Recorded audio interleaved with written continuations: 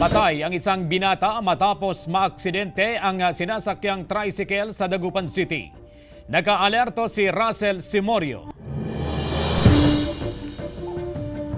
Nagluluksa ang inang si Daisy mula sa Barangay Bunuan, Giset, Dagupan City sa pagkamatay ng kanyang panganay na anak. Sakay ng tricycle ang kanyang 18 anyos na anak na si John Christopher Mandak nang maaksidente sa Arellano Street, Barangay Pantal, Dagupan City.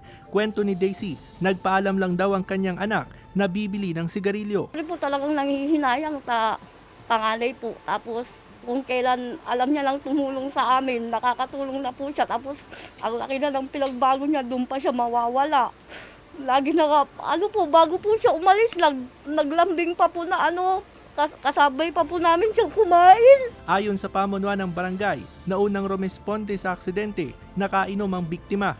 Siguro sa karira-karira, siguro yun ang report sa akin. Pero itinanggi ng pamilya na nakainom ang biktima, hindi rin daw siya sumama sa karerahan ng tricycle. Tinanggihan daw niyang alok ng kaibigan na sumama sa karera. Sabi ng anak ko, andi ako gabay, tauusa rin ng mamak tayo luganang ko, kaya uling iwas sa alad sa ating untan kanto. Opo, bawal po yan. Iwasan po natin yung pag-inom bago mag-drive. Sabi nga nila, when you drink, don't drive. Lalong-lalo na, yun po yung mga nagiging cause natin ng kadalasang disgrasya ngayon. Kasama si Ron Alistair Tañedo, Russell Simorio, Balitang Amyanan.